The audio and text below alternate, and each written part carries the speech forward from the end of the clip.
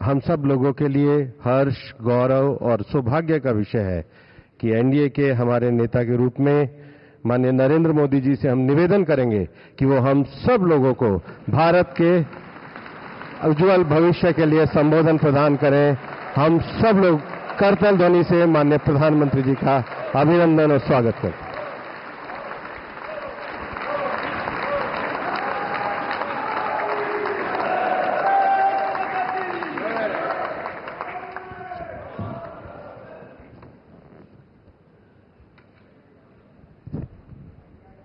भारत माता की, भारत माता की।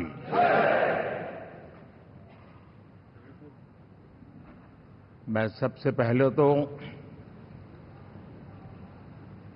इस सभागृह में उपस्थित एनडीए घटक दलों के सभी नेतागण, नवनिर्वाचित सभी सांसदगण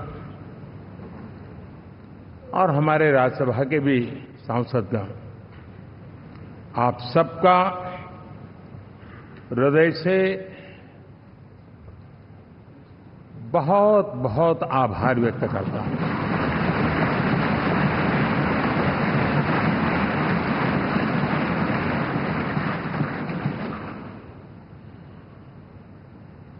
मेरे लिए खुशी की बात है कि इतने बड़े समूह को आज मुझे यहां स्वागत करने का अवसर मिला है।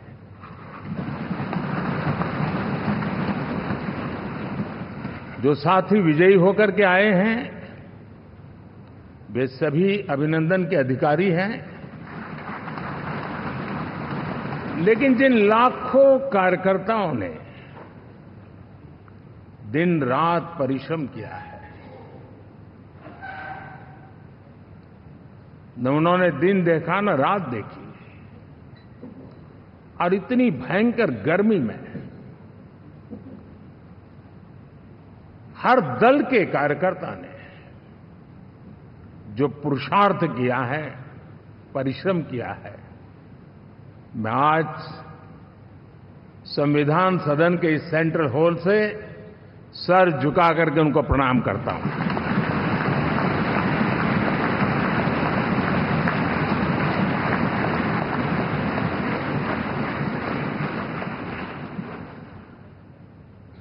साथियों, मेरा बहुत सौभाग्य है कि एनडीए के नेता के रूप में आप सब साथियों ने सर्वसम्मति से चुन करके मुझे एक नया दायित्व दिया है, और इसके लिए मैं आपका बहुत बहुत आभारी हूं।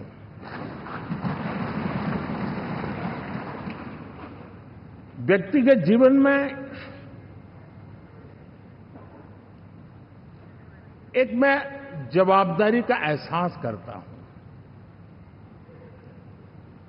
जब 2019 में इस सदन में मैं बोल रहा था, आप सबने मुझे नेता के रूप में चुना था, और तब मैंने एक बात पर बल दिया था, विश्वास। आज जब आप मुझे फिर से एक बार ये दायित्व देते हैं, इसका मतलब है कि हम दोनों के बीच, हम आपस में विश्वास का सेतु इतना मजबूत है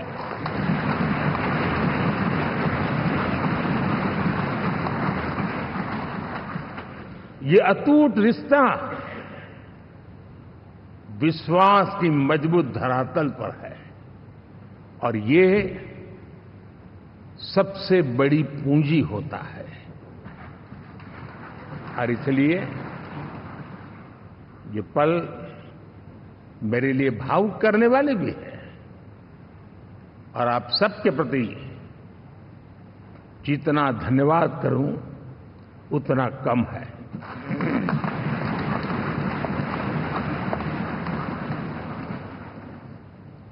साथियों,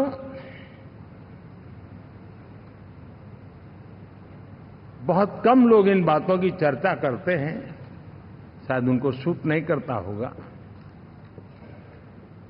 लेकिन हिंदुस्तान के इतने महान लोकतंत्र की ताकत देखिए कि एनडीए आज देश में 22 राज्यों में लोगों ने उनको सरकार बना करके सेवा करने का मौका दिया।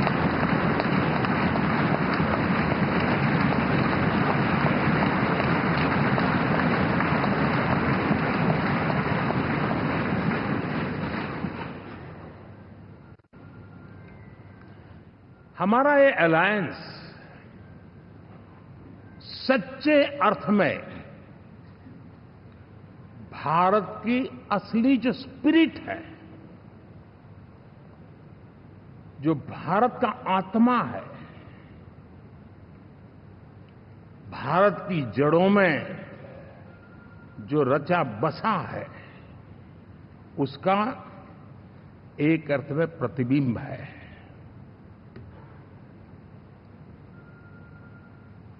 और मैं इसलिए कह रहा हूं कि थोड़ी नजर करें, हमारे देश में 10 ऐसे राज्य जहां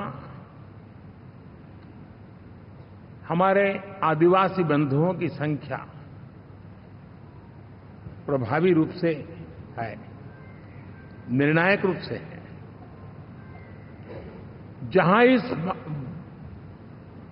आबादी आदिवासियों की ज्यादा है, ऐसे 10 राज्यों में से 7 राज्यों में एनडीए सेवा कर रहा है।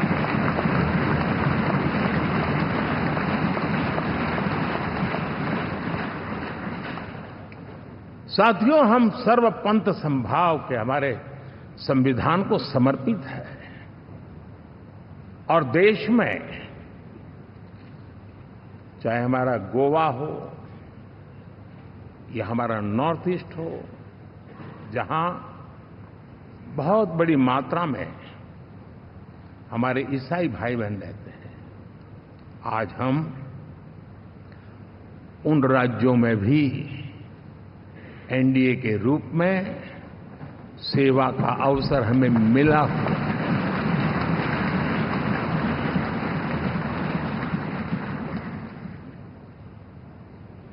साथियों, प्री पोल अलायंस हिंदुस्तान के राजनीतिक इतिहास में और हिंदुस्तान की राजनीति में गठबंधन के इतिहास में प्री पोल अलायंस इतना सफल कभी भी नहीं हुआ है जितना कि एनडीए हुआ है।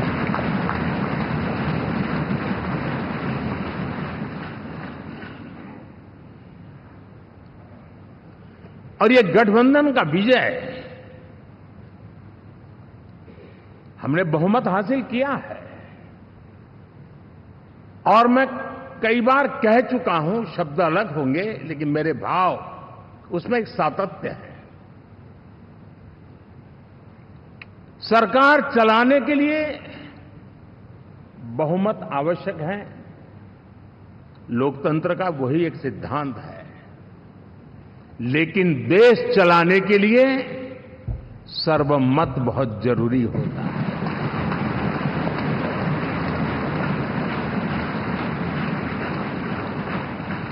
और मैं आज देशवासियों को यहां से विश्वास दिलाना चाहता हूं कि आपने जिस प्रकार से हमें बहुमत देकर के सरकार चलाने का सौभाग्य दिया है, ये हम सबका दायित्व है कि हम सर्वमत का निरंतर प्रयास करेंगे और देश को आगे ले जाने के लिए हम कोई कोर कसर नहीं छोड़ेंगे।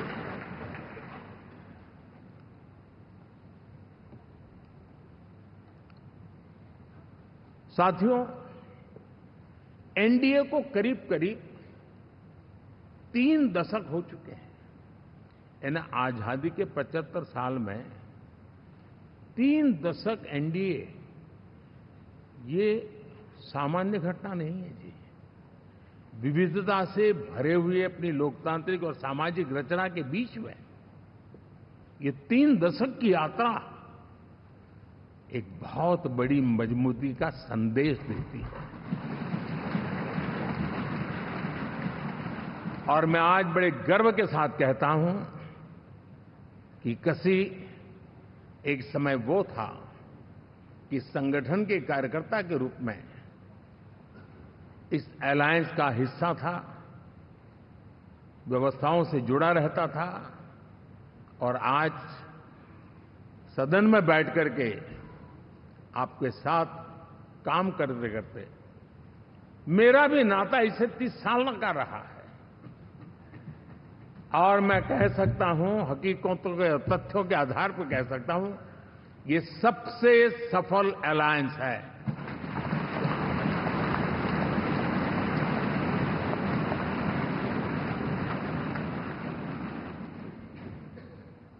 हम गर्व से कह सकते हैं कि 5 साल का टर्म होता है।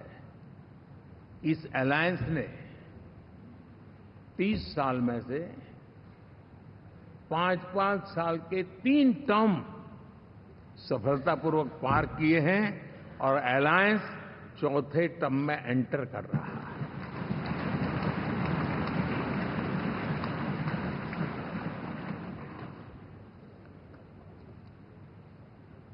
साथियों, इस बात को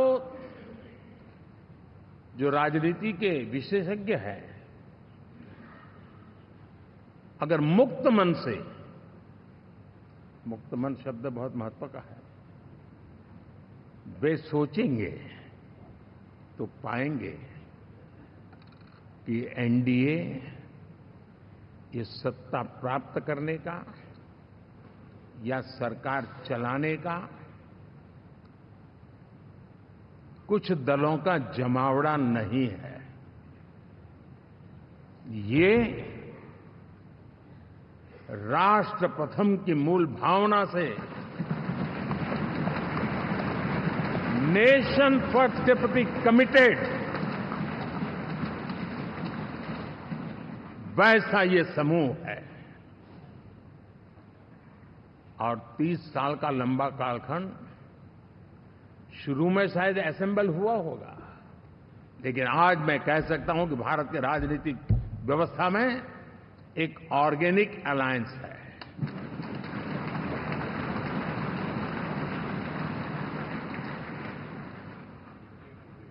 और ये मूल्य श्रद्धेय अटल बिहारी वाजपेयी, श्री प्रकाश सिंह जी बादल,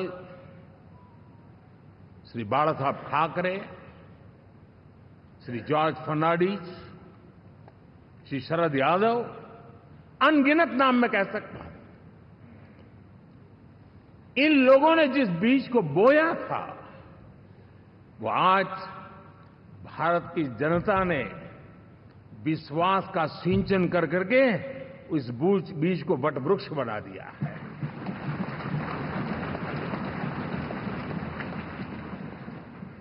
और हम सबके पास ऐसे महान नेताओं की विरासत है और हमें इसका गर्व है।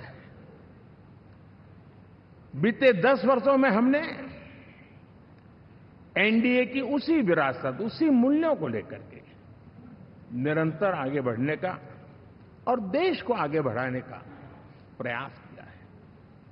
जैसे मैंने कहा, मुक्त मन से राजनीति के विश्लेषक अगर विश्लेषण करेंगे तो देखेंगे कि एनडीए का जो लोग दिखते हैं ना, उसमें एक कॉमन चीज नजर आती है और वो है गुड गवर्नेंस। इन सबने अपने अपने समय में, अपने अपने कार्यकाल में जब जब जहां सेवा करने का मौका मिला है, गुड गवर्नेंस इस देश को दिया है। और इस प्रकार से एनडीए एक प्रकार से, एनडीए कहते ही गुड गवर्नेंस ये अपने आप पर्यायवाची बन जाता है।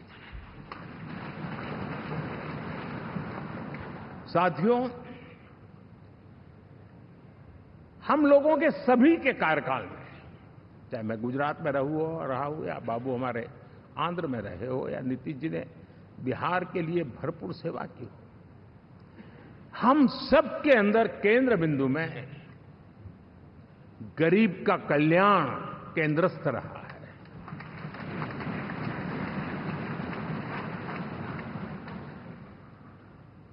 और देश ने एनडीए के गरीब कल्याण के, गुड गवर्नेंस के 10 साल को देखा है। इतना नहीं, मैं कह सकता हूं देश ने इसे जिया है।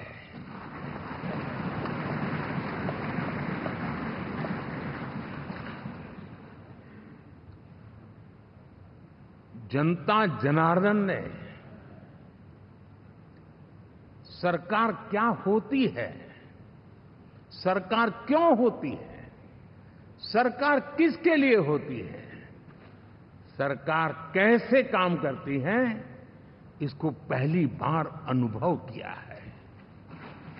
वरना जनता और सरकारों के बीच में एक खाई की व्यवस्था ही बनी हुई थी। हमने उसको पाट दिया है। हमने सबका प्रयास का मंत्र देश को नई ऊंचाई पर ले जाने के लिए चरितार्थ करके देखा है। साथियों, एनडीए सरकार में हम अगले 10 साल में, मैं बहुत जिम्मेवारी के साथ कह रहा हूं, अगले 10 साल में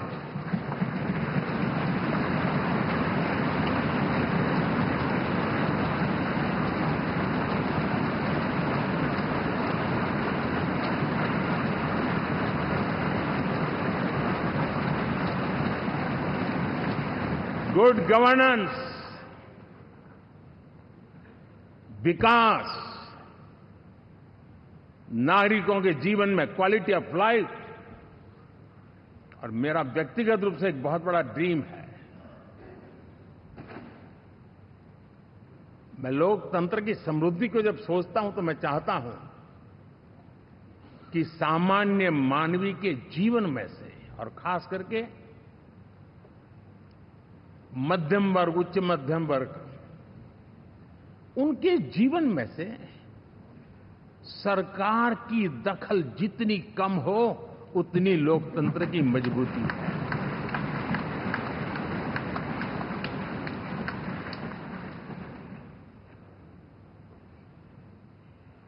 और आज के टेक्नोलॉजी के युग में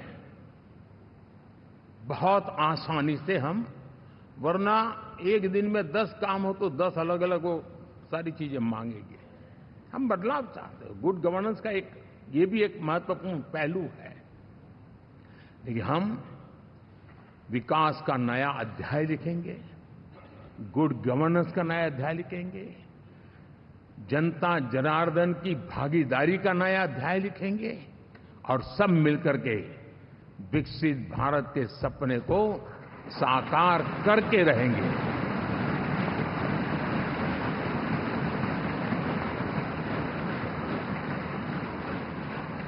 साथियों, एनडीए में, और मैं अगर विस्तार से कहूं तो सदन में किसी भी दल का कोई भी जनप्रतिनिधि होगा, मेरे लिए सब बराबर है।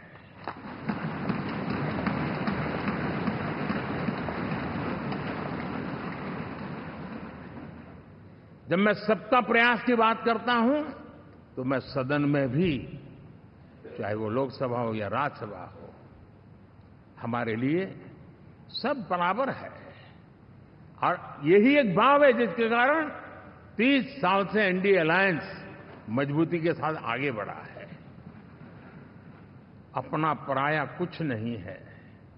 सबको गले लगाने में हमें कभी कोई कमी नहीं रखी है। उसी का परिणाम है कि जनता का विश्वास भी जीत पाते हैं। साथियों, हमने 2024 में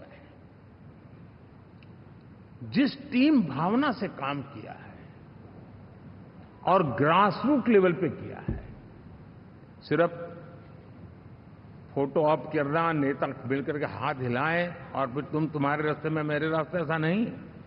ग्रासरूट लेवल तक सबने मिल करके ये जो काम किया है और उसी ने हमें ऑर्गेनिक अलायंस का सामर्थ्य दिया है।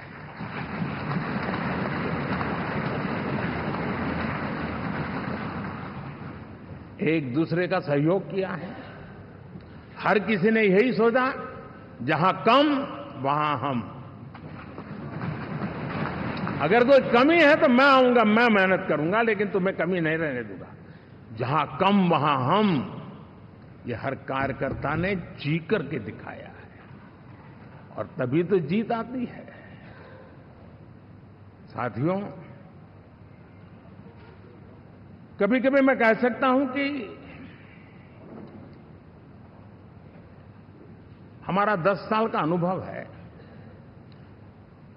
भारत के हर क्षेत्र का और भारत के हर नागरिक का जो एस्पिरेशंस हैं, रीजनल एस्पिरेशंस हैं, वे और नेशनल एस्पिरेशंस, इसका एक अटूट नाता होना चाहिए। इसके बीच में हवा तक गुजर न सके, इतना जुड़ाव होना चाहिए, तब देश आगे बढ़ता है।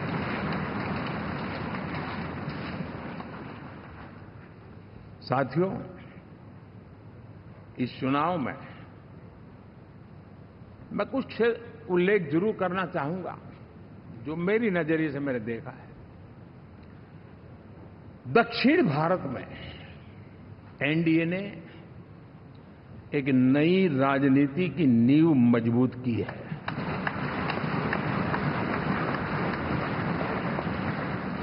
अब देखिए, कर्नाटक एंड तेलंगाना, अभी तो इनकी सरकारें बनी थी, लेकिन पल भर में ही लोगों का विश्वास टूट गया, भ्रम से लोग बाहर आ गए और एनडीए को गले लगा दिया। कर्नाटक और तेलंगाना में दोनों जगह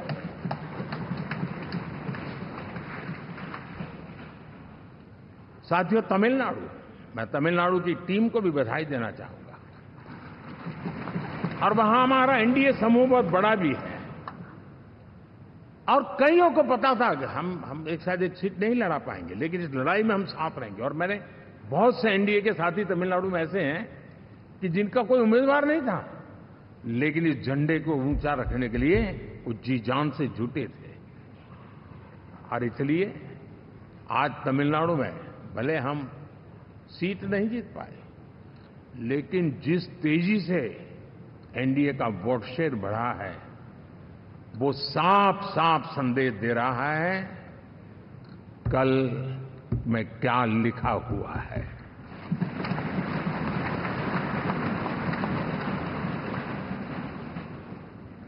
साथियों, पुडुचेरी हो, केरला, हमारे सैकड़ों कार्यकर्ताओं के बलिदान हुए हैं। यूडीएफ हो या एलडीएफ हो, शायद हिंदुस्तान के राजनीतिक जीवन में इतना जुल्म एक विचारधारा को लेकर के जीने वाले लोगों पर हुआ होगा तो सिर्फ मैं कह सकता हूं केरल में हुआ है। जम्मू कश्मीर से भी ज्यादा हुआ है। उसके बावजूद भी सामने कहीं विजय नजर नहीं आता था। उन्होंने परिश्रम की पराकाष्ठा में कभी पीछे नहीं रहे, पीढ़ियां खपा दी। और आज पहली बार संसद में केरल से हमारा प्रतिनिधि बन के आया।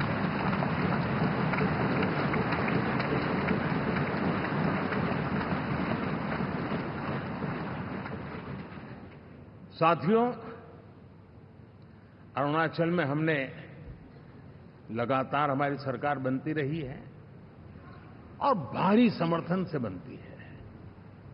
सिक्किम में भी हमारे एनडीए की सरकार करीब करीब क्लीन स्वीप के साथ, अरुणाचल क्लीन स्वीप, आंध्र, मैं अबू बाबू को पूछ रहा था, बोले हिस्टोरिकली ये सबसे हाईएस्ट विक्ट्री है।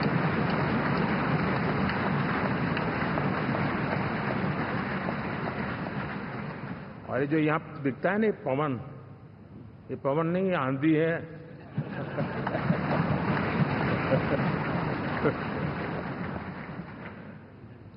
आंध्र ने इतना बड़ा हमारे प्रति जनमत दिया है। हिंदुस्तान के लिए एक सामान्य मानवीय की विकास की जो जिजीविषा है उसका प्रतिबिंब है। और महाप्रभु जगन्नाथ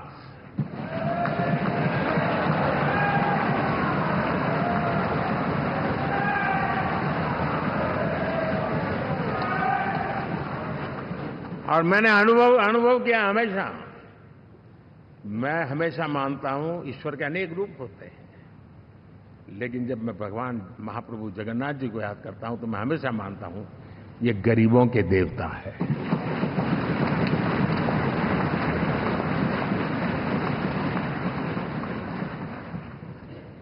और वहां जो क्रांति रूप परिणाम आया है, मैं इसे एक रिवॉल्यूशन देख रहा हूं।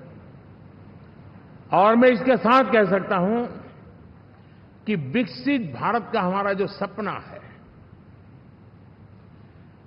आने वाले 25 वर्ष, पहले मैंने 10 साल कहा था, यहां मैं 25 साल कह रहा हूं, आने वाले 25 साल महाप्रभु जगन्नाथ जी की कृपा से उड़ीसा देश की विकास यात्रा के ग्रोथ इंजन पैकी एक होगा।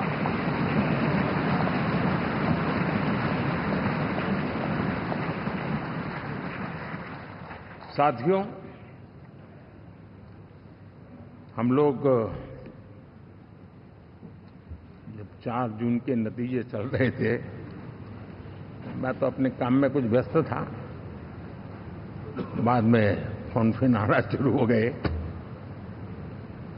तो मैंने किसी को पूछा, यार ये तो ठीक है आंकड़े वांकड़े, तो मुझे ये बताओ कि ईवीएम जिंदा है कि मर गया?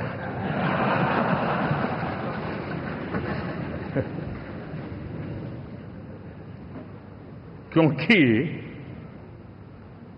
ये लोग तय करके बैठे थे कि भारत के लोकतंत्र और लोकतंत्र की प्रक्रिया के प्रति विश्वास ही लोगों का उठ जाए, और लगातार ईवीएम को गाली देना। और मुझे तो लगता था कि शायद इस बार वो ईवीएम की अर्थी का जुलूस निकालेंगे, लेकिन 4 जून शाम आते आते उनको ताले लग गए, ईवीएम ने उनको चुप कर दिया। ये ताकत है भारत के लोकतंत्र की, ये ताकत है भारत की निष्पक्षता की, ये भारत की ताकत है भारत के चुनावी तंत्र की, चुनाव आयोग की। और मैं मानता हूं कि ये आशा करता हूं कि 5 साल तो अब ईवीएम शायद मुझे नहीं सुनाई देगा, लेकिन जब 29 में हम जाएंगे तो फिर से शायद ईवीएम को लेकर के नाचने की शुरुआत करेंगे, क्योंकि इनके सुधरने की संभावना बहुत कम है। आप देखिए, चुनाव के समय मैंने पहली बार देखा, शायद हर तीसरे दिन इलेक्शन कमीशन के काम में रुकावट आए, इसके लिए सुप्रीम कोर्ट के दरवाजे खटखटाए गए, भांति भांति के एप्लीकेशन, और एक ही टोली थी। और लोकतंत्र के प्रति जिनका भरोभार अविश्वास है, ऐसे लोग सुप्रीम कोर्ट का उपयोग करते हुए कैसे रुकावट डाले, इसका निरंतर प्रयास करते रहे। और चुनाव आयोग की ताकत का एक बड़ा हिस्सा अदालतों में, इस पीक अवर्स में, चुनाव के पीक अवर्स में,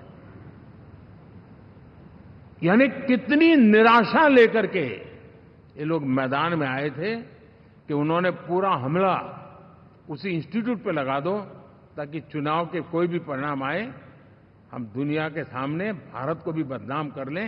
ये षड्यंत्र का हिस्सा था दोस्तों, और कभी भी देश उनको माफ नहीं करेगा। साथियों, इंडी गठबंधन वाले जब ईवीएम का विरोध करते हैं तो मैं सिर्फ एक चुनाव के रूप में नहीं देख रहा। मैं मानता हूं ये लोग मन से पिछली शताब्दी के सोच वाले लोग हैं। वे टेक्नोलॉजी को हम महत्व न समझते हैं, न टेक्नोलॉजी स्वीकार करने को तैयार है। और ये सिर्फ ईवीएम में दिखाई दिया ऐसा नहीं, यूपीआई में दिखाया। जब हमने कहा कि हिंदुस्तान के लोग डिजिटल ट्रांजैक्शन करेंगे, फिनटेक की दुनिया में आज हिंदुस्तान का नाम हो गया, मानने को तैयार नहीं। आधार आज देश की एक पहचान बना है। मैं तो देख रहा हूं कि मुझे कई देश कहते हैं कि हमें आधार की पद्धति से आगे बढ़ना है, आप कैसे मदद कर सकते हैं। उस आधार को रोकने के लिए सुप्रीम कोर्ट में बार बार जाकर के परेशानियां पैदा की। यानी मूलतः ये प्रगति के विरोधी, आधुनिकता के विरोधी, टेक्नोलॉजी के विरोधी इंडी अलायंस हमने देखा है। साथियों, इस देश के लिए ये भी चिंता का विषय है कि विश्व में भारत के लोकतंत्र की ताकत को कम आंकने का प्रयास, और कितना एक्सट्रीम है। मैं दुनिया में ढोल पीट रहा हूं कि हम मदर ऑफ डेमोक्रेसी है, और ये दुनिया में जाकर के बता रहे नहीं हमारे देश में तो डेमोक्रेसी जैसा कुछ नहीं, कि वो मोदी बैठ गया है, वो एक चाय बेचने वाला यहां पहुंच कैसे गया, कुछ तो गड़बड़ की होगी। ये जो इनकी मनस्थिति है जी, भारत के नागरिकों को चुनाव प्रक्रिया के प्रति अविश्वास पैदा करने का जो उनका षड्यंत्र है, मैं मानता हूं कि अब दुनिया भी भारत के लोकतंत्र की विविधता, विशालता, व्यापकता, गहनता, इन सबको भी जानने समझने के लिए आकर्षित होगी। ऐसे ही इस चुनाव के नतीजे में देख रहा हूं। साथियों, जब 1 तारीख को मतदान पूरा हुआ और 4 तारीख को काउंटिंग, इस बीच की चीजों को आप देखिए। योजनाबद्ध तरीके से देश को हिंसा की आग में झोंकने का बयान दिए जाते थे। यहां इकट्ठे होना, यहां पहुंचना, यहां करना। कुछ लोग इस चीज को गंभीर नहीं लेते हैं, लेकिन ये बहुत गंभीर है। आप भारत के लोकतंत्र को, पहले उसकी व्यवस्था को अनादर करते हो, अब परिणाम आने से पहले एक ऐसा माहौल बना दो कि बस आग लगा देंगे। हर प्रकार से उन शब्दों का अर्थ यही निकलता है कि उन्होंने देश को उस दिशा में ले जाने का प्रयास किया था। लगातार देश को गुमराह करने का प्रयास किया गया, देश के लोगों को बांटने का प्रयास किया। अरे, चुनाव एक ऐसा लोकोत्सव होता है कि ज्यादा से ज्यादा लोगों को हम जोड़े, तोड़ने के लिए नहीं होता है। लेकिन हर प्रकार से कोशिश यही की गई। साथियों, मैं मानता हूं कि 2024 के लोकसभा के चुनाव के जो नतीजे हैं, हर पैरामीटर से देखेंगे, दुनिया ये मानती है और मानेगी कि ये एनडीए का महाविजय है।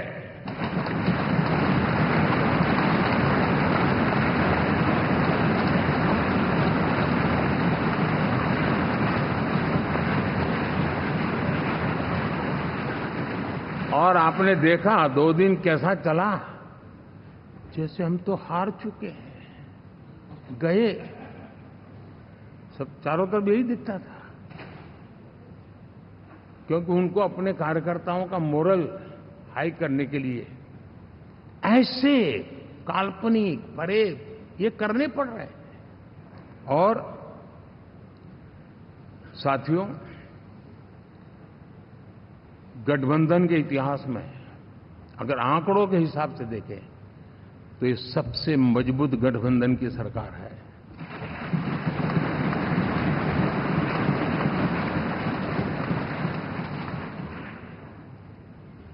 लेकिन कोशिश ये की गई कि इस विजय को स्वीकार न करना, उसको पराजय के छाया में डुबो कर रखना, लेकिन उसकी ऐसी चीजों की बाल मृत्यु हो जाती है और हो भी गई। लेकिन देशवासी जानते हैं कि न हम हारे थे न हम हारे हैं।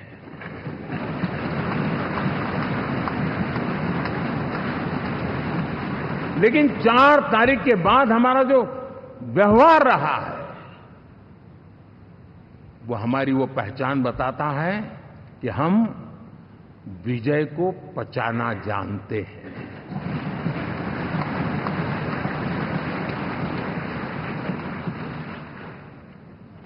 हमारे संस्कार ऐसे हैं कि विजय की गोद में उन्माद पैदा नहीं होता है और न ही पराजित लोगों के प्रति उपहास करने के हमारे संस्कार हैं। हम विजय को भी पचाते हैं और पराजित का भी उपहास करने की विकृति हम नहीं पालते। ये हमारे संस्कार हैं। अब किसी भी बालक को पूछो कि भाई लोकसभा के चुनाव के पहले सरकार किसकी थी, तो कहेगा एनडीए। 24 के नतीजों के बाद सरकार किसकी बनी, एनडीए। फिर हारे कहां से भाई? पहले भी एनडीए थी, आज भी एनडीए और कल भी एनडीए है।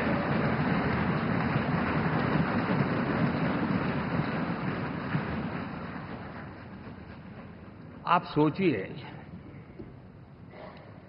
10 साल बाद भी कांग्रेस 100 के आंकड़े को नहीं छू पाई।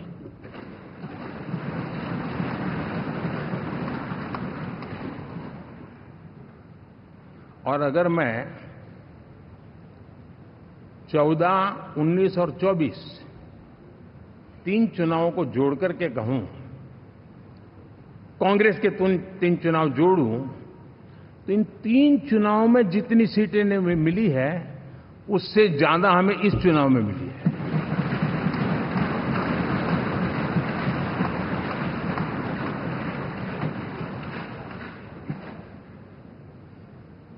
और मैं साफ देख रहा हूं साथियों, एनडीए वालों को अंदाज नहीं है। वे धीरे धीरे पहले तो डूब रहे थे, अब तेज गति से ये गर्त में जाने वाले हैं।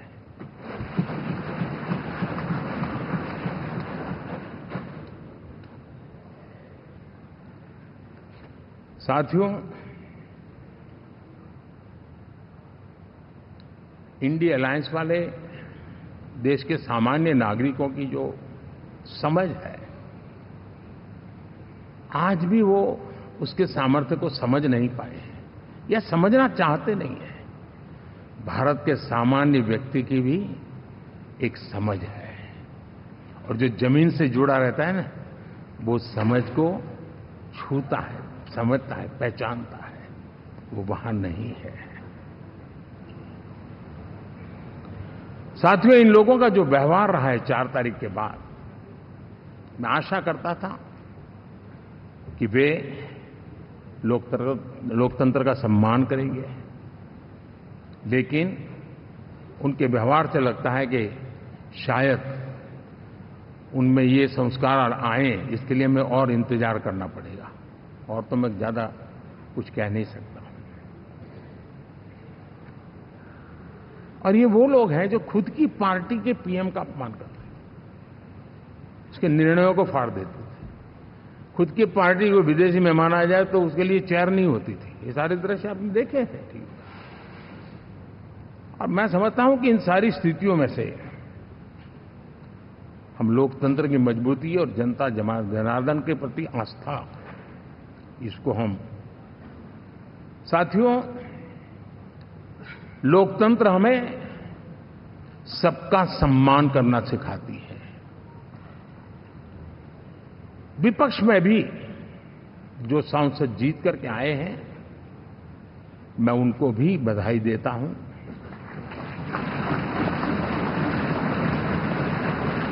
और मैं पिछले 10 वर्ष में एक चीज मिस कर रहा था कि debate, participation, quality of debate मैं मिस कर रहा हूं। लेकिन मैं आशा करता हूं कि अब इस नया जो सदन बना है वो कमी मुझे खलेगी नहीं। शायद हमारे साथी भी राष्ट्रहित की नीयत के साथ सदन में आएंगे और भले वो विपक्ष में बैठे होंगे लेकिन राष्ट्र के विपक्ष में नहीं है, हमारे विपक्ष में है। राष्ट्र में तो हम सब एक ही दिशा में हैं।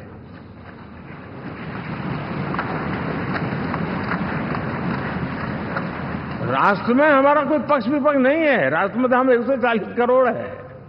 और मैं आशा करता हूं कि वो राष्ट्र हित की भावना को लेकर के सदन में आएंगे और सदन को समृद्धि देने में वे कुछ न कुछ योगदान करेंगे।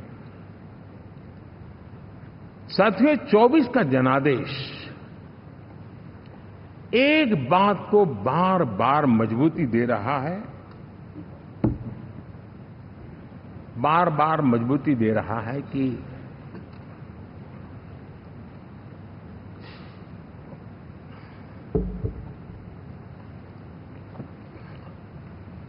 देश को आज के वातावरण में सिर्फ और सिर्फ एनडीए पर ही भरोसा है।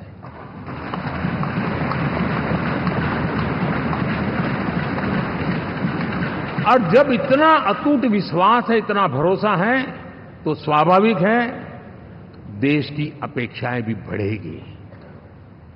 और मैं इसे अच्छा मानता हूं और हम सबका कर्तव्य भी मानता हूं।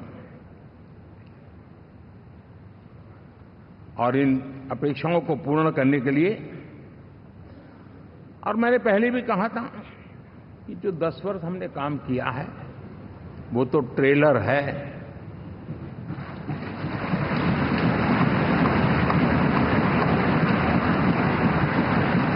और वो मेरा चुनावी वाक्य नहीं था, ये मेरा कमिटमेंट है। हमें और तेजी से, और विस्तार से, और तेज गति से देश के आकांक्षाओं को पूर्ण करने में रत्ती भर भी विलंब नहीं करना है।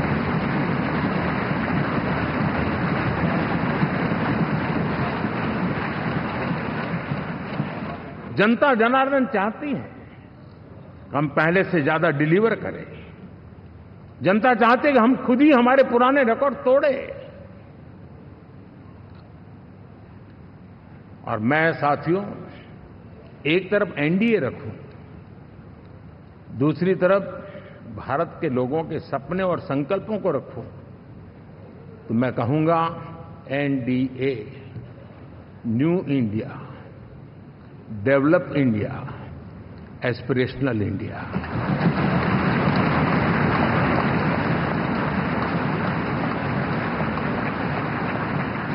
और इसी सपने और संकल्पों को पूरा करना ये हम सबका संकल्प भी है, कमिटमेंट भी है और हमारे पास रोड मैप भी है।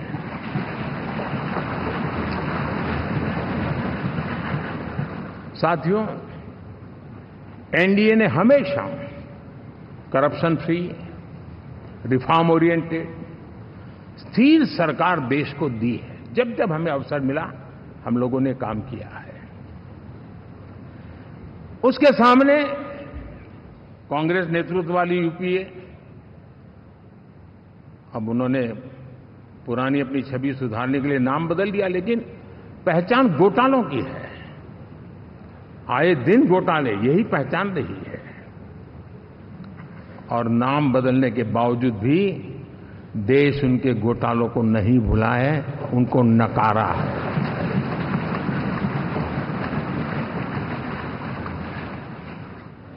और मैं कह सकता हूं साथियों, इंडी अलायंस वालों ने एक व्यक्ति का अपोज करने के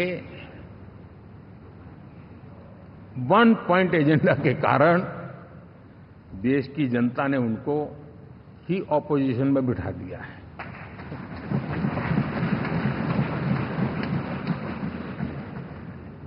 एनडीए विकसित भारत इस संकल्प को लेकर के चुनाव में गया था, देश के लिए सकारात्मक सोच को लेकर के गया था, देश की युवा शक्ति के सामर्थ्य को समझ करके नए अवसरों को लेकर के देश को आगे बढ़ने की बात लेकर के गया था। जबकि हमारे सामने जो लोग थे वो भ्रम फैलाना, झूठ फैलाना, यही गुमराह करने वाले काम यही करते रहे थे। अब एनडीए और उनका देखें, इवन नामांकन में जाएंगे तो भी आपको देखेगा उनका चुनाव प्रचार, उनका नामांकन, हम लोगों का एक एक दृश्य देख लीजिए और उनका एक एक दृश्य देखिए, कितना बड़ा अंतर है। हर चीज में उनका कैरेक्टर दिखाई देता है।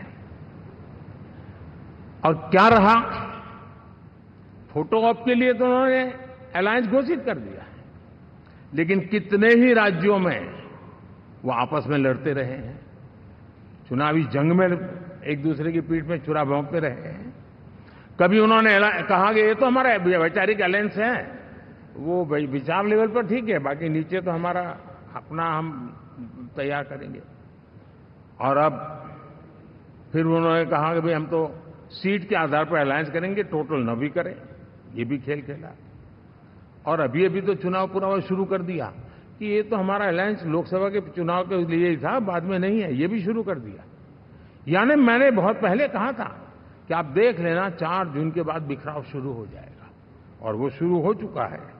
इसका मतलब ये हुआ कि वो सिर्फ और सिर्फ सत्ता सुख के लिए एक दूसरे का साथ देने की कोशिश करते थे, लेकिन उनमें उनका अगर स्वार्थ निश्चित होता तो साथ देना, वरना नहीं देना, ये कैरेक्टर था। साथियों, ये लोग कितने ही बड़े झूठे बोलते रहे हैं। और आप देखिए, चुनाव के समय उन्होंने देश के सामान्य नागरिक को गुमराह करने के लिए जो पर्चियां बांटी कि ये देंगे और वो देंगे और टिकना देंगे, फलाना देंगे, 2 दिन से मैं देख रहा हूं कि कांग्रेस के दफ्तरों पर लोग कतार लगा के खड़े हैं कि पर्ची है, 1 लाख रुपया कहां है, लाओ भाई, मांग रहे हैं लोग। यानी आपने जनता जनार्दन की आंखों में कैसा उनको भ्रमित किया, कैसी आंख में धूल झोंक दी कि वो बेचारा सामान्य नागरिक मान के चलता था, हाँ भाई 4 जून के बाद रुपया मिल जाएगा, इसलिए वो जाके खड़ा रह गया। और अब उसको धक्का मारा जा रहा है, डंडे मारे जा रहे हैं, वहां से निकाला जा रहा है। अब इस प्रकार का चुनाव, ये अपने आप में देश के गरीबों का अपमान है, हमारे देश के सामान्य नागरिकों का अपमान है। और कभी भी देश ऐसी हरकतों को न भूलता है, न ही कभी माफ किए बिना माफ कभी करता है।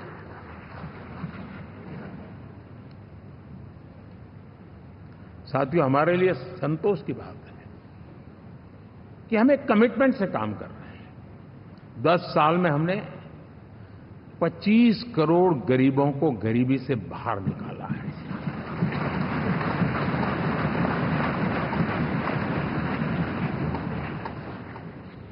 गरीब कल्याण का एक सुरक्षित मजबूत कवच दिया है हमने उसको, और उसके अंदर भी एक नए एस्पिरेशंस पैदा हुए हैं कि हां, अब मुझे गरीब नहीं रहना है, और उसके लिए मुझसे जो हो सके मैं हर अवसर का फायदा उठाऊंगा। 3 करोड़ गरीबों को घर,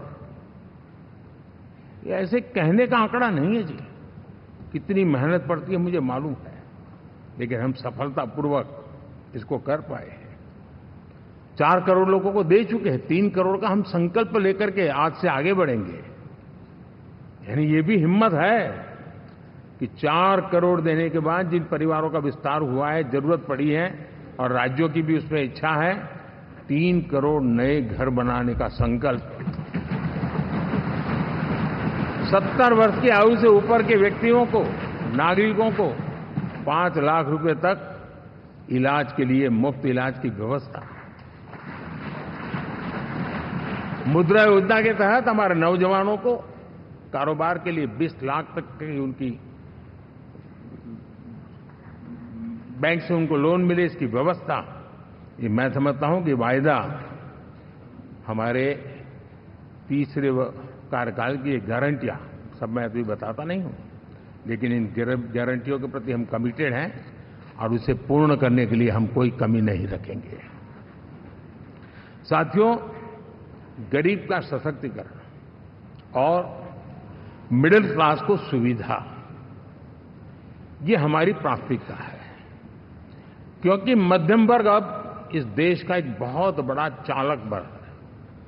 भारत की ग्रोथ स्टोरी में ये ऐसे ऐसे नए फोर्सेस मैं देख रहा हूं जो हमारी बहुत बड़ी शक्ति बनने वाले हैं, और इसलिए हम उस पर भी उतना ही, और मिडिल क्लास की बचत कैसे बढ़े, सेविंग कैसे बने, उसके लिए, उसके क्वालिटी ऑफ लाइफ के लिए हम क्या कर सकते हैं, हमारी योजनाओं का विस्तार कैसे किया जाए, हमारे नीति नियमों में बदलाव कैसे किया जाए, उस पर भी हम आने वाले दिनों में काम चाहते हैं। साथियों, पंचायत से पार्लियामेंट तक हमारी नारी शक्ति की सक्रिय भागीदारी, ये हमारा कमिटमेंट है, और हमने हमारे पिछले कार्यकाल में नारी शक्ति वंदन अधिनियम करके उस बात को हमने आगे बढ़ाया है, और वो दिन दूर नहीं होगा जब हमारे सदन में बहुत बड़ी तादाद में हमारी माताएं बहनें देश का नेतृत्व करती हुई दिखाई देगी।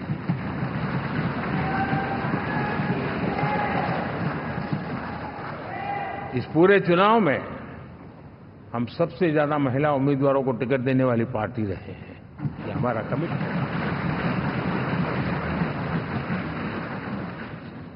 हमारी महिला सांसदों को जो आशीर्वाद देश की जनता ने दिया है, मैं इसके लिए विशेष रूप से उनका आभार व्यक्त करता हूं।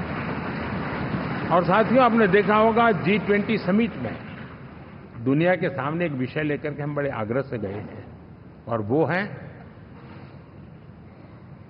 Empowerment of women, development of women. इन सारी बातों को तो हम परिचित हैं। हमने एक नया शिफ्ट किया है और हम G20 समिट से भी इसको आगे बढ़ा रहे हैं, विमेन लेड डेवलपमेंट।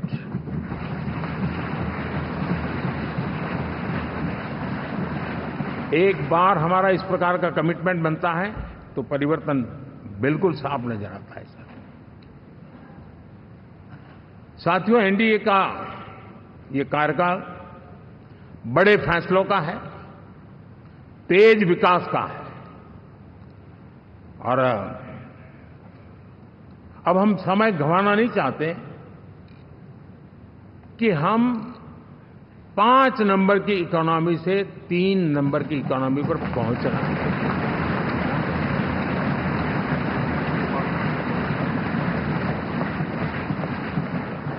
और ये खाली 5 और 3 का आंकड़ा नहीं है, उसके कारण जो अर्थव्यवस्था का कद बन जाता है, वो सामान्य मानवी की आशा आकांक्षाओं को पूरी करने के लिए सरलता बढ़ जाती है। देश के लिए जो जरूरतें हैं वो आराम से पूरी करने का सामर्थ्य बन जाता है, और इसलिए हम उस दिशा में बड़ी कोशिश करके आगे बढ़ना चाहते हैं। राज्यों का सहयोग भी उसमें उतना ही महत्वपूर्ण है, और भारत के संविधान ने हमसे जिस प्रकार का दिशा निर्देश किया है कोऑपरेटिव फेडरलिज्म का, लेकिन मैंने उसमें आग्रह रखा है कॉम्पिटिटिव कोऑपरेटिव फेडरलिज्म। हमारे राज्यों के बीच में भी तंदुरुस्त स्पर्धा हो, राज्य और केंद्र के बीच में भी तंदुरुस्त स्पर्धा हो, हम अच्छा करने की स्पर्धा करें, और उस दिशा में हम आगे बढ़ना चाहते हैं। और हमने देखा है कि जब मैं कॉम्पिटिटिव कोऑपरेटिव फेडरलिज्म की बात करता हूं, आपने देखा G20 समिट हम एक जगह पे कर सकते थे, हम भी मालाएं पहन करके फोटो निकलवा सकते थे, लेकिन हिंदुस्तान के अनेक शहरों में 200 से ज्यादा मीटिंगें हुई, और दुनिया भर के नीति निर्धारक जो कहे G20 देशों के और बाकी भी 5-7 देशों के, वो हिंदुस्तान के कोने कोने में गए, उनके देशों में जाकर के भारत की विविधता, भारत की विशालता, इसकी चर्चा कर रहे हैं। उनके लिए आश्चर्य है। हमने तो दिल्ली आकर के वापस जाते थे, पता ही नहीं था कि देश इतना बड़ा है। तो ये अपनी एक ताकत का परिचय हुआ है। हमने कोविड में देखा, राज्यों के साथ कोऑपरेशन के साथ हमने जिस प्रकार से लड़ाई लड़ी और एक सूत्र में रह करके लड़े, दल किसी का भी हो सरकार में, लेकिन हमने इस काम को किया क्योंकि हमारा कोऑपरेटिव फेडरलिज्म के प्रति कमिटमेंट है। एस्पिरेशनल डिस्ट्रिक्ट एक ऐसा मॉडल है गवर्नेंस का जिसमें राज्य भी उतना ही सक्रियता से हमारे साथ जुड़े हुए हैं। और दुनिया के लिए जो डेवलपिंग कंट्रीज हैं उनके लिए गवर्नेंस का एक ऐसा मॉडल प्रस्तुत हो रहा है जिसका अब तो केस स्टडी के रूप में दुनिया के अनेक यूनिवर्सिटी केस स्टडी करना शुरू की है। अब उसको हम आगे बढ़ाते हुए एस्पिरेशनल ब्लॉक की तरफ ले जा रहे हैं ताकि हमारे ग्रास रूट लेवल पे भी जो वीक एरियाज हैं, जहां सुविधाएं अभी सामान्य एवरेज से भी नीचे हैं, उसको हम जल्दी से जल्दी उस स्टेट की एवरेज तक लाना चाहते हैं। देश का रीजन कोई भी क्षेत्र हो, सर्वांगीण विकास को लेकर के हम चले हैं। साथियों, गत 10 वर्ष में इंफ्रास्ट्रक्चर के क्षेत्र में हमने एक बहुत बड़ा यानी सोचने में भी बदलाव लाए। जमीन पर तो लाए, वरना हमारे देश में सोचा चलेगा यार, अरे एक बार कर लो ना, उस सहारे में से बदलाव नहीं। अब तो अच्छा ही चाहिए, बड़ा ही चाहिए, जल्दी से जल्दी पहुंचाने वाला चाहिए। सामान्य मानवीय के मन को हमने इस तरह से प्रेरित भी किया है और पुरुषार्थ करके हमने उस दिशा में काम किया है। 5 साल में हमें गति शक्ति यानी इस प्रकार के प्लेटफॉर्म पर जो काम किया है, जो काम 6-6, 8-8 महीने तक नहीं होता था, वो आज 15-20 दिन में कर सकते हैं। सर, टेक्नोलॉजी का उपयोग करके हम काम कर रहे हैं। और ये जब होता है तो उसका मूल फायदा देश के नौजवानों के लिए रोजगार के अति अवसर बन जाते हैं। उनके लिए जीवन में सिलेक्शन के लिए बहुत बड़ा दायरा बढ़ जाता है। और वो हमें साथियों, आज भारत दुनिया में विश्व के लिए एक नया मैन्युफैक्चरिंग हब के रूप में उभर रहा है। और जब हम मैन्युफैक्चरिंग हब कह रहे हैं तब सिर्फ इलेक्ट्रॉनिक गुड्स या सर्विसेज की मैं बात नहीं कर रहा हूं। मैं फूड प्रोसेसिंग में भी आज दुनिया में हम बहुत तेजी से आगे बढ़ रहे हैं और वो भारत के किसानों को बहुत बड़ी ताकत देने वाला है। उसी प्रकार से स्पेस हो, आर्टिफिशियल इंटेलिजेंस हो, स्टार्टअप्स की बात हो, स्किल जॉब अपॉर्चुनिटीज की बात हो, आज भारत बहुत तेजी से आगे बढ़ेगा, बढ़ रहा है, ये मेरा विश्वास है। साथियों, मुद्रा योजना, ड्रोन दीदी, विश्वकर्मा योजना, इसने भी नई संभावनाओं को जन्म दिया है। साथियों, हमारी संस्कृति, हमारी विरासत, उसके प्रति हम जितना ध्यान केंद्रित करेंगे, दुनिया के लिए आकर्षण का केंद्र बनेगा। और इसलिए हम उन दिशा में, और मैं मानता हूं भारत के लिए टूरिज्म एक ऐसा एवेन्यू है जो गत शताब्दी में हमें कभी, यानी आज से लेकर के पीछे के 100 साल में कहूं, ऐसा अवसर नहीं मिला है जैसा आने वाले 25 साल में मिलने वाला है। दुनिया भारत की तरफ मुड़ने वाली है। अब हमारा काम है हम इसके लिए आवश्यक व्यवस्थाओं को विकसित करें, हमारी विरासत के प्रति हम हमारा पर्यटन का विकास करते हुए एक विन विन सिचुएशन का हम फायदा उठाएं और उसमें बहुत अधिक निवेश की संभावनाएं मैं देखता हूं। और ये ऐसा क्षेत्र है जिसमें हर स्तर के लोग कमाते हैं, गरीब से गरीब आदमी भी कमाता है और बड़ी बड़ी होटल वाला भी कमाता है, हर कोई इसमें कमाता है। और हमने टूरिज्म के हम बल देना चाहते हैं, बहुत पोटेंशियल है। आज जो इंफ्रास्ट्रक्चर के क्षेत्र खुले हैं, इसका फायदा इसको मिलता है। एयरवे हो, रेलवे हो, हमारे एक्सप्रेस वे हो, ये हमारा यातायात जितना बेहतर हो और हमारा डिजिटल कनेक्टिविटी का जो काम है, ये इसके लिए एक बहुत बड़ा पॉजिटिव ग्राउंड तैयार कर रहा है और जिसका फायदा मिलने वाला है। और जो वोकल फॉर लोकल और रीजनल टूरिज्म, इसको एक बल देने का काम है। साथियों, अब दुनिया एक नए युग में प्रवेश रही है। जिस समय औद्योगिक क्रांति हुई, उस समय हम गुलामी के दौर से गुजर रहे थे, तो औद्योगिक क्रांति का जितना फायदा लेना चाहिए हम नहीं ले पाए। अब एक नया युग शुरू हो रहा है, हरित युग, ग्रीन एरा। भारत के पास बहुत संभावनाएं हैं इसका नेतृत्व करने की। और हम इसके लिए आने वाले दिनों में ग्रीन हाइड्रोजन की बात हो, ग्रीन एनर्जी हो, या ग्रीन जॉब्स हो, या ग्रीन मोबिलिटी हो, इन सारे विषयों को हम इतनी तेजी से आगे बढ़ाना चाहते हैं ताकि इस हरित युग का नेतृत्व दुनिया में भारत का सामर्थ्य सिद्ध कर दें, ये हम चाहते हैं। साथियों, इसी सिलसिले में इस 5 जून को जब पर्यावरण दिवस था, 4 जून को नतीजे आ गए थे, तो उसी दिन मेरे मन में एक विचार आया कि कार्यक्रम 5 जून को हमने आरंभ किया, एक पेड़ मां के नाम। हर किसी को मां के प्रति श्रद्धा होती है, और मैं भी देशवासियों को कहूंगा कि आने वाले समय में कभी आपकी माताजी का जन्मदिन हो, क्या कोई और शुभ दिन हो, अपनी मां के नाम पर एक पेड़ लगाइए, और मां जीवित हैं तो साथ लेकर जाइए, उनकी फोटो आप सोशल मीडिया में अपलोड कीजिए, और मां नहीं है तो उनकी फोटो रख करके एक पेड़ लगाइए, और वो अपनी मां का भी सम्मान होगा और धरती मां की सेवा होगी। हम इन 2 माताओं की सेवा करें। साथियों, एनडीए, अब भारत आइसोलेशन में नहीं जी सकता। वैश्विक परिवेश में भारत की भूमिका दिनों दिन बहुत बढ़ती चली जा रही है। 2014 में जब एनडीए की सरकार बनी, पूरे विश्व में उसी एक पल से एक नया जिज्ञासा पैदा हुई, थोड़ी आशा के संकेत उनको नजर आने लगे, और फिर उस बदलाव बहुत बड़ा तेजी से आया। और पिछले 10 वर्ष में भारत ने जिन कामों को बढ़ लिया है, आज भारत की छवि विश्व बंधु की बन चुकी है। दोस्तों, विश्व हमें एक बंधु के रूप में स्वीकार कर रहा है, और जब दुनिया हमें विश्व बंधु के रूप में स्वीकारती है तो हमारी वैश्विक जिम्मेवारियों को भी हमने हमारे आने वाले रोड मैप में महत्व देना ही होगा। और भारत की सफल विदेश नीति ने अच्छे परिणाम भी दिए हैं। हमने हर संकट को उस प्रकार से हैंडल किया जिस प्रकार से मानवीय मूल्यों को हमने प्राथमिकता दी।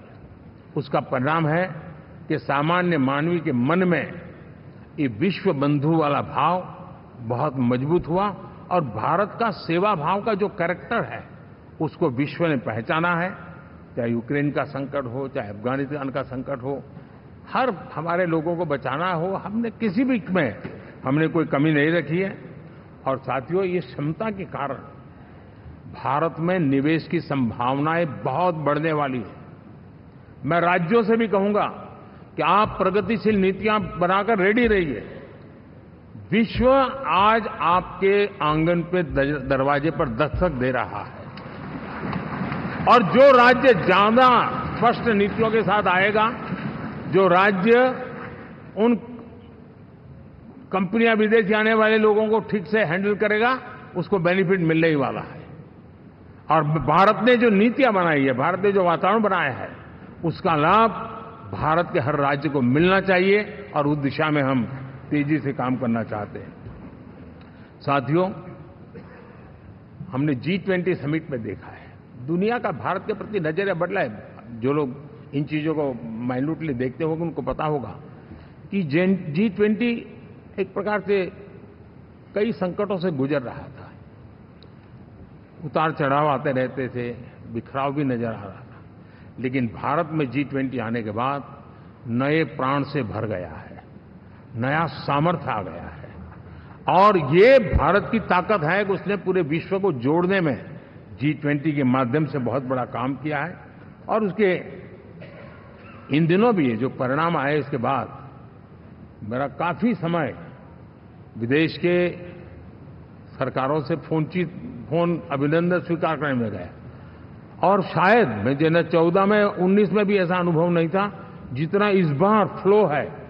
दुनिया के करीब करीब, अब नाम ले, उसने भारत को शुभेच्छा व्यक्त की है या बात करने की कोशिश की है। यानी ये वैश्विक जो हमारा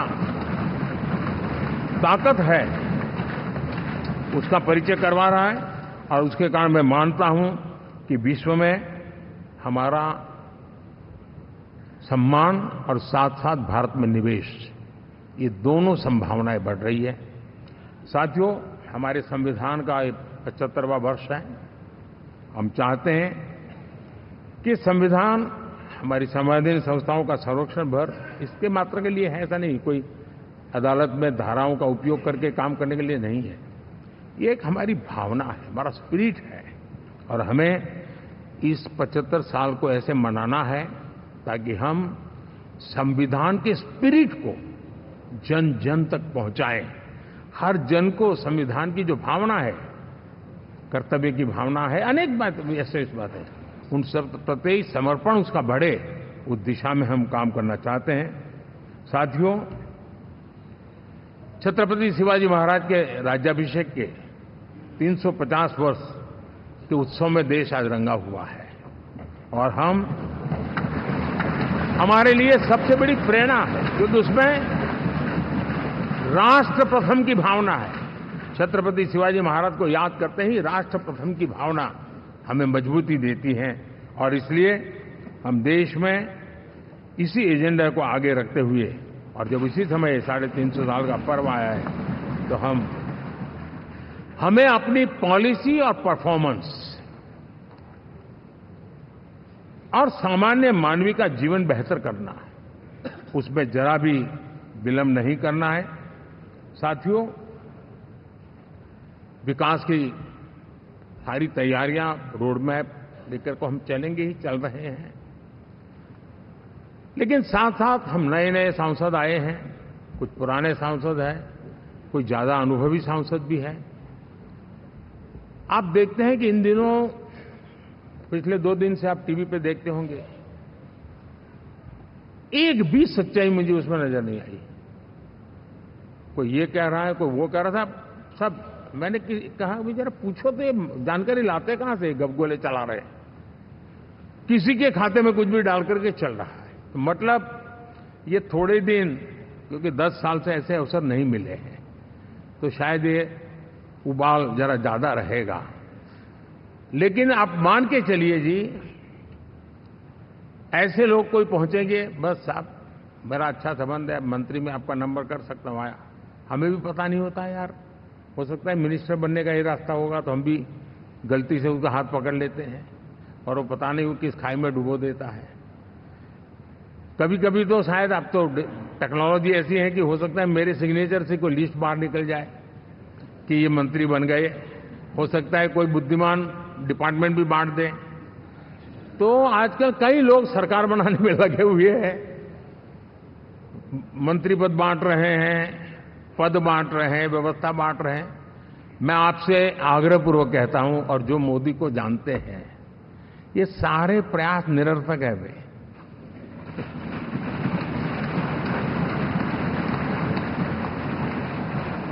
आप भी किसी का फोन आ जाए तो 10 बार वेरीफाई कीजिए कि जिसने फोन किया है वो सचमुच में अथॉरिटी है। अदरवाइज कोई भी क्या, भाई आपका नाम हो गया है, सुबह परिवार को बुला लीजिए, शपथ समारोह में आना है, हो गया।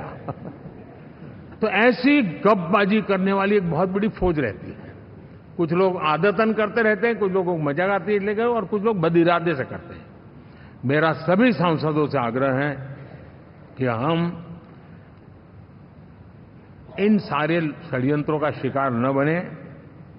दूसरा, हमारे जो इंडिया अलायंस वालों ने इस चुनाव में फेक न्यूज में एक्सपर्टाइज कर लिया, डबल पीएचडी कर लिया उन्होंने, वो शायद इसका भरपूर उपयोग करेंगे।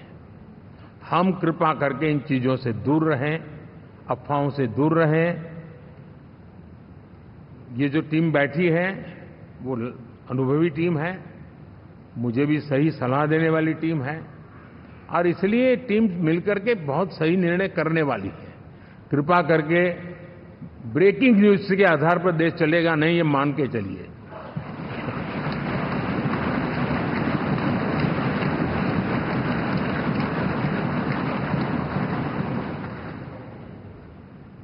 साथियों, विकसित भारत का संकल्प लेकर के हम चले हैं। 3 नंबर की इकोनॉमी पहुंचना मैं जानता हूं। निश्चित रोड मैप के साथ उसको हम पार करने वाले हैं। और मैंने पहले भी कहा था कि मेरा पल पल देश के नाम है, मेरा पल पल आप लोगों के नाम है। मैं 24/7 अवेलेबल हूं।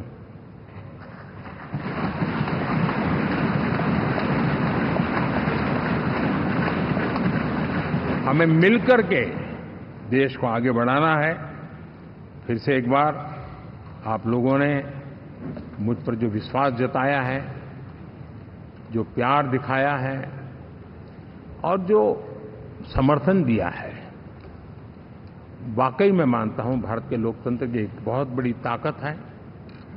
मैं जितना आपका आभार व्यक्त करूं उतना कम, और मैं विश्वास दिलाता हूं कि मैं आपकी आशा अपेक्षाओं को पूरी करने में, परिश्रम करने में कोई कमी नहीं रखूंगा।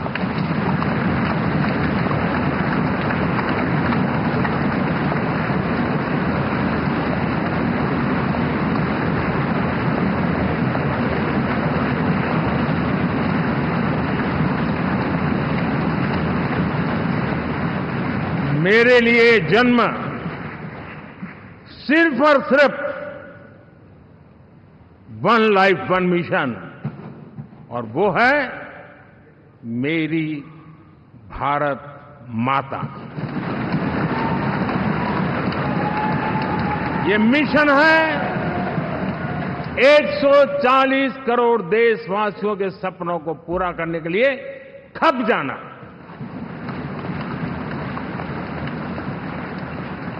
ये मिशन है 140 करोड़ देशवासियों को 1000 साल की मुसीबतों से जो गुजरी हुई पीढ़ी दर पीढ़ी है, उसे मुक्ति दिला करके सम्मान के साथ विश्व में मेरा हर देशवासी दुनिया उसे देखे तो उसका मन कर जाए, काश ये हिंदुस्तान का है, अरे नजर मिल जाए तो अच्छा होगा। ये मैं स्थिति पैदा करना चाहता हूं। उसका मन लालायित होना चाहिए, हिंदुस्तानी है, अरे यार जरा हाथ मिला लूं, कुछ एनर्जी मुझे भी आ जाए। मैं देश को इस ऊंचाई पे ले जाना चाहता हूं। और साथियों, मुझे पक्का विश्वास है आपका साथ, आपका सहयोग, आपका अनुभव बहुत बड़े परिणामों की संभावनाएं लेकर के आया है। लोकसभा का ये गठन उन सभी आकांक्षाओं को पूरा करेगा।